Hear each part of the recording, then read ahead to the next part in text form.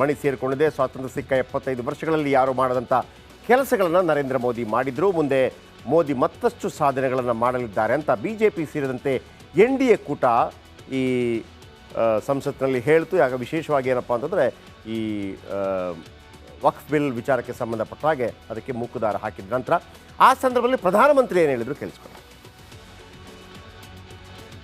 आजाद भारत का जो सपना है उन सपने को पूरा करने के लिए हम संकल्पबद्ध होकर के चले। और आदरणीय सभापति जी, देश देख रहा है, देश देख रहा है एक अकेला कितनों को भारी पड़ रहा है, एक अकेला कितनों को भारी पड़ रहा है। अरे नारे बोलने के लिए भी उनको बदल करना पड़ता है। बोलता है घंटे भर से आवाज की जवाब देना। आदरणीय सभापति जी, एक कन्विक्शन के कारण चला हूं, देश के लिए जीता हूं, देश के लिए कुछ करने के लिए निकला हुआ हूं।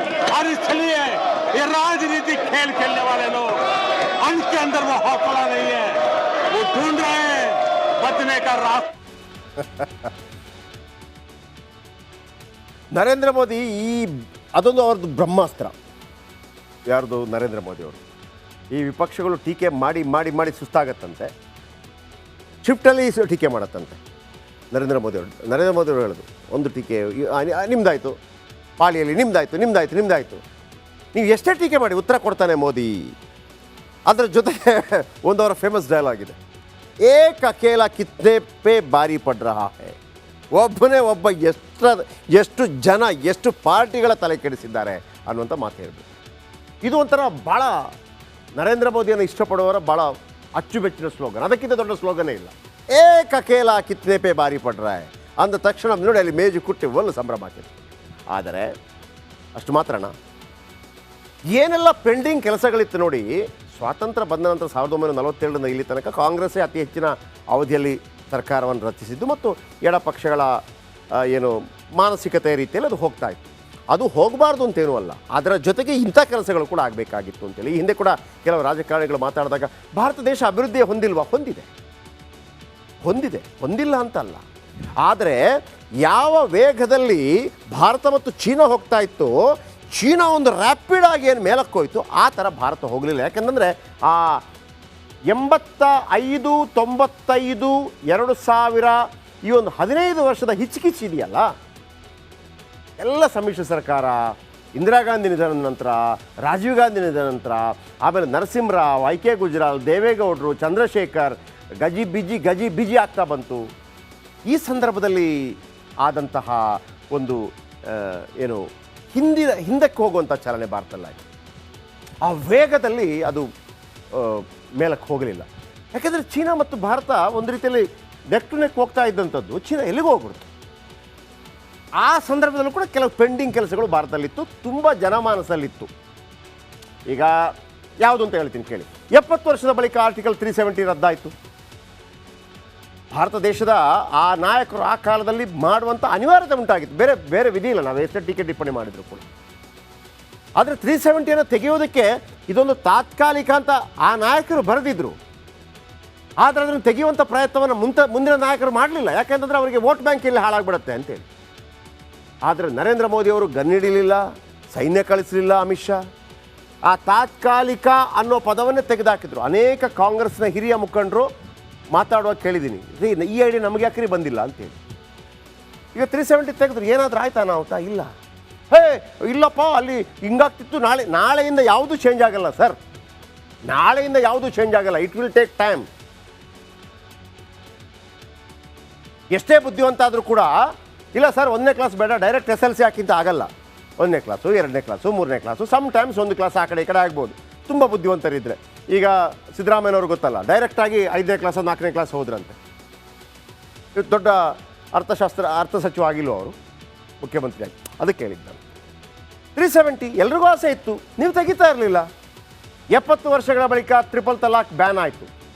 ಮತ್ತೊಮ್ಮೆ ಹೇಳ್ತಾ ಇದ್ದಾರೆ, ಟ್ರಿಪಲ್ ತಲಾಕ್ ಅಂದ್ರೇನು? ಕೆಲವರು ಅದು ಮುಸ್ಲಿಮರ ವಿರುದ್ಧ ಅಂತ ಹೇಳ್ತಾರೆ. ಅಲ್ಲ, ಟ್ರಿಪಲ್ ತಲಾಕ್ ಈಗಲೂ ಇದೆ. ಮತ್ತು ಏನು ಮಣ್ಣಾಂಗಟ್ಟಿ ಬ್ಯಾನ್ ಆಗಿದ್ದು ಅಂತ ನೀವು ನನ್ನ ಹತ್ರ ಕೇಳಿದರೆ, ಗಂಡ ಹೆಂಡತಿ ಜಗಳ ಆಯಿತು, ಆತ ಸೌದಿಯಾದಲ್ಲಿದ್ದಾನೆ, ಆತ ಮತ್ತೊಂದು ಕಡೆ ಇದ್ದಾನೆ. ಯಾವುದೋ ವಿಚಾರಕ್ಕೆ ಜಗಳ ಆಯಿತು ಫೋನಲ್ಲಿ, ತಲಾಕ್ ತಲಾಕ್ ತಲಾಕ್, ನಾಳೆಯಿಂದ ಹೆಂಡತಿ ಅಲ್ಲ, ಹಂಗಾಗಲ್ಲ. ತಲಾಕ್ ಕೊಡಿ 3 ಸಲ, ಆಮೇಲೆ ಇಸ್ಲಾಮಲ್ಲೇ ಇದೆ, ನೀವು it will take 6 months time. ಏನು ಕೋರ್ಟ್ ಹೇಳುತ್ತೋ ಅದೇ ಥರ ಹೇಳುತ್ತದು. ನೀವು ತಲಾಕ್ ಕೊಡಬೇಕು ಅಂತಿದ್ರೆ ಒಂದೇ ಸಲಕ್ಕಲ್ಲ, ಒಮ್ಮೆ ತಲಾಕ್ ಕೊಟ್ರ ಡಿಸೈಡ್ ಮಾಡಿದ್ರ, ಒಮ್ಮೆ ತಲಾಕ್ ಕೊಟ್ಟು 2 ತಿಂಗಳ ಕಳೆದ ನಂತರ ಇನ್ನೊಂದು ತಲಾಕ್, 2 ತಿಂಗಳ ಕಳೆದ ಇನ್ನೊಂದು ತಲಾಕ್. ಆಗ ನಿಮ್ಮ ಮನಸ್ಸೆಲ್ಲ ಒಂದು ತಹಬದಿಗೆ ಬಂದಿರುತ್ತೆ. ಇದು ಯಾವ್ಯಾವುದೋ ವಿಚಾರದಲ್ಲಿ ತಲಾಕ್ ಕೊಟ್ಟರೆ ಆಗಲ್ಲ, ಅದನ್ನು ಬ್ಯಾನ್ ಮಾಡಿದ್ದು. ಆ ಮೊದಲು ತಲಾಕ್ ವಿಚಾರದಲ್ಲಿ ಎಷ್ಟು ಬಡ ಹೆಣ್ಣು ಮಕ್ಕಳು, ನಿಜ ಇಸ್ಲಾಂನಲ್ಲಿ ಇನ್ನೊಂದು ಮದುವೆ ಮಾಡ್ಕೊಳ್ಳೋಕ್ಕೆ ಮಾಡೋ ಅವಕಾಶ ಇದೆ, ಆಗದೇ ಇದ್ರೆ ಅವತ್ತ ಬಡವಾಗಿದ್ರೆ. ಹಾಗಾಗಿ ಒಂದು ದೊಡ್ಡ ಮಟ್ಟದಲ್ಲಿ ಸಪೋರ್ಟ್ ನಿಲ್ತು. ಅನೇಕ ವಿದ್ಯಾವಂತರದನ್ನು ಅರ್ಥ ಮಾಡಿಕೊಂಡ್ರು. ಹೌದು ನಿಜ, ದೊಡ್ಡವ್ರಿಗೆ ನಡೆದೋಗ್ಬಿಡುತ್ತೆ, ಬಡವ್ರು ಏನು ಮಾಡಬೇಕು 3 ಸಲ ತಲಾಕ್ ಹೋಗುಂತಂದ್ರೆ ಅಂತ. ಅದನ್ನು ಮಾಡಿದ್ದು ನರೇಂದ್ರ ಮೋದಿ ಅಂತ. ಹಾಗಂತ ತಲಾಕಿದೆ ಈಗಲೂ ಕೂಡ, ಇನ್ಸ್ಟಂಟ್ ತಲಾಕಿಲ್ಲ. ಆಮೇಲೆ ರಾಮ ಮಂದಿರ ನಿರ್ಮಾಣ. ಅಲ್ಲದೆ ರಾಮ ಮಂದಿರ ನಿರ್ಮಾಣವನ್ನು ಭಾರತದಲ್ಲಿ ಇನ್ನೆಲ್ಲರಿ ಮಾಡಬೇಕು? ಅಮೆರಿಕದಲ್ಲಿ ಮಾಡಬೇಕಾ? ಲಂಡನ್ನಲ್ಲಿ ಮಾಡಬೇಕಾ? ಇಂಡೋನೇಷ್ಯಾ ದೇಶ ಈಗಲೂ ಕೂಡ ಅಲ್ಲಿಯ ಏನು ಥೈಲ್ಯಾಂಡ್ ಇಲ್ಲೆಲ್ಲ ಮಹಾರಾಜ ಅವ್ರಿಗೆ ಈಗಲೂ ಕೂಡ 13ನೇ ರಾಮ ಹಿಂಗೆಲ್ಲ ಹೆಸರಿದೆ. ಅಲ್ಲಿ ಇಸ್ಲಾಂ ರಾಷ್ಟ್ರ ಆಗಿದ್ರೂ ಕೂಡ ಆ ಮೂಲ ಪುರುಷರನ್ನ ಮರೀತಾ ಇಲ್ಲ. ಭಾರತಕ್ಕೆ ಅಂತ ತೊಂದರೆ ಏನಾಗಿಲ್ಲ, ಆದರೂ ಕೂಡ ಒಂದು ರಾಮ ಮಂದಿರ, ಬ್ರಹ್ಮ ವಿಷ್ಣು ಮಹೇಶ್ವರ ಅಂತ ಇಟ್ಕೊಳ್ಬೇಕಿದ್ರೆ ಒಂದು ರಾಮ ಮಂದಿರ, ಒಂದು ಈಶ್ವರನ ಮಂದಿರ, ಒಂದು ಕೃಷ್ಣನ ಮಂದಿರ ಆಗೋದಕ್ಕೆ ಇಷ್ಟೆಲ್ಲ ಬೇಕಾ? 135 ವರ್ಷ ಬಳಿಕ ಆಯ್ತಲ್ಲ, 64 ವರ್ಷದ ಬಳಿಕ CA ಜಾರಿ ಮಾಡಲಾಯಿತು. ಇದನ್ನು ಕೂಡ ತಪ್ಪರ್ಥ ಕಲ್ಪಿಸ್ತಾ ಇದ್ದಾರೆ.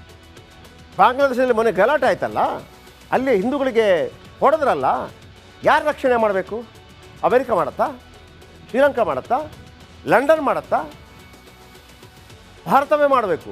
ಹಾಗಿದ್ರೆ ಕೇವಲ ಹಿಂದೂಗಳನ್ನು ಮಾತ್ರ ಕರ್ಕೊಂಡ್ರ? ನೋ, ಮುಸ್ಲಿಂ ಬಿಟ್ಟು ಎಲ್ಲರನ್ನು ಕೂಡ. ಹಾಗಿದ್ರೆ ಮುಸ್ಲಿಮರನ್ನ ಯಾಕೆ ಕರ್ಕೊಂಬಂದಿಲ್ಲ ಅಂತಂದರೆ, ನೋಡಪ್ಪ, ವಿಶ್ವಭಾತೃತ್ವ ವಿಚಾರ ಮಾತಾಡ್ತೀರಿ, ಫ್ರೀ ಪ್ಯಾಲೆಸ್ತೀನ್ ವಿಚಾರ ಮಾತಾಡ್ತೀರಿ, ಪ್ಯಾಲೆಸ್ತೀನಲ್ಲಿ ತೊಂದರೆ ಆಗಿದೆ ಅಂತ ಹೇಳುವಾಗ ಇಲ್ಲಿ ಬಾವುಟ ಹಿಡಿತೀರಿ.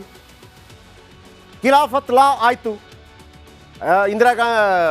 ಮಹಾತ್ಮ ಗಾಂಧಿ ಟೈಮಲ್ಲಿ, ಟರ್ಕಿಯ ಖಲೀಫನಿಗೆ ತೊಂದರೆ ಆಯಿತು ಅಂತ ಹೇಳಿ ಅಲ್ವಾ? ಹಾಗಿದ್ದರೆ ಬಾಂಗ್ಲಾದೇಶದ ಮುಸ್ಲಿಮರಿಗೆ ತೊಂದರೆ ಆದಾಗ ಪಕ್ಕದ ಪಾಕಿಸ್ತಾನ ಯಾಕೆ ಸಪೋರ್ಟ್ ಮಾಡಲ್ಲ? ಅವ್ರನ್ನ ಕರ್ಕೊಳ್ಳಲ್ಲ. ಪಾಕಿಸ್ತಾನ ಬಿಟ್ಟರೆ ಪಕ್ಕದ ಅಫ್ಘಾನಿಸ್ತಾನ ಯಾಕೆ ಕರ್ಕೊಳ್ಳೋದಿಲ್ಲ? ಪಕ್ಕದ ಇರಾನ್, ಇರಾಕ್, UAE, ದುಬೈ ಯಾಕೆ ಕರ್ಕೊಳ್ಳಲ್ಲ? ಬನ್ನಿ ನೀವು ಅಂತೇಳಿ. ಆಗ ಯಾಕೆ ವಿಶ್ವಭಾತೃತ್ವ ಬರೋದಿಲ್ಲ? ಪ್ರಶ್ನೆ ಅಲ್ವಾ? ಇದ್ದಾರೆ ನಿಮ್ಮಲ್ಲಿ ಹಿಂದೂಗಳಿಗೆ ದೇಶ ಎಲ್ಲಿದೆ? ಇದ್ದ ನೇಪಾಳವನ್ನು ಕೂಡ ಜಾತ್ಯತೀತ ಮಾಡಿಕೊಂಡ್ರು, ಈಗ ಮತ್ತೆ ಭಾರತ ಅಂತ ಮಾಡ್ತಾ ಇದ್ದಾರೆ. ತೊಂದರೆ ಆಗಬಾರ್ದು ಅಂತಲ್ಲ, ದ್ವಂದ್ವ ಇರಬಾರ್ದು, ಡಬಲ್ ಸ್ಟ್ಯಾಂಡರ್ಡ್ ಇರಬಾರ್ದು ಅಷ್ಟೇ. ವಿಶ್ವಭಾತೃತ್ವ ಇದ್ದರೆ, ಏನೋ ಫ್ರೀ ಪ್ಯಾಲೆಸ್ಟೀನ್ ಅಂತ ಇದ್ದರೆ ಅಲ್ಲಿದ್ದ ರೋಹಿಂಗ್ಯಾಗಳನ್ನು ಕೂಡ ಕರ್ಕೋಬೇಕಲ್ಲ ಪಾಕಿಸ್ತಾನ, ಬನ್ನಿ ನಮ್ಮಲ್ಲಿಗೆ ಅಂತ. ಆಗಬೇಡವಾ? ಪ್ರಶ್ನೆ. ಆಮೇಲೆ BJP ಆಳಿದ ರಾಜ್ಯಗಳಲ್ಲಿ ಹಲವು ನಿಯಮ, ಲವ್ ಜಿಹಾದ್, ಮತಾಂತರ ವಿರುದ್ಧ ಕಾನೂನು. ಲವ್ ಜಿಹಾದ್, ಮತಾಂತರ ವಿರುದ್ಧ. ಲವ್ ಜಿಹಾದ್ ಇನ್ನೊಂದು ವಿಚಾರ, ಮತಾಂತರ ವಿರುದ್ಧ ಅದು ಬರುತ್ತೆ. ಈಗ ನೀವು ಬಡತನವನ್ನು ಗುರಿಯಾಗಿಟ್ಟುಕೊಂಡು ಮತಾಂತರ ಯಾವನ್ರಿ ಮಾಡಲಿಕ್ಕೆ? 30 ವರ್ಷಗಳ ಬಳಿಕ ವಕ್ಫ್ಗೆ ತಿದ್ದುಪಡಿ ಮಾಡಿದ್ರು. ಅಂದರೆ ವಕ್ಫ್ನ ಜಾಗವನ್ನು ಯಾರು ಕಬಳಿಸ್ತಾ ಇದ್ರು? ಈಗದು ಬಡವರಿಗೆ ಸಿಗುವಂಗೆ ಆಗುತ್ತೆ. ಬಡ ಮುಸ್ಲಿಮರಿಗೆ ವಕ್ಫ್ ಜಾಗ